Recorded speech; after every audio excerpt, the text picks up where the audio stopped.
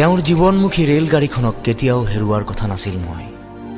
অথচ তেওঁক সুখী কৰিবলৈকে এদিন মই স্ব ইচ্ছাই নামি পৰিলোঁ প্ৰেমহীনতাৰ ষ্টেচন এটাত, আৰু তেওঁ গুচি গৈছিল সুখী নকৰাকৈয়ে মোক।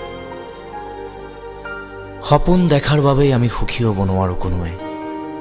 সপোনৰ ডেউকাৰে আমি মাথো উৰিব বিচাৰোঁ উচ্চতাৰ পৰা উচ্চতালৈ, আৰু ফিনিক্স পক্ষী হোৱাৰ দুৰ্বাৰ তাৰণাত আমি হেৰুৱাই পেলাওঁ আমাৰ অক্লান্ত দুখনি পাখি।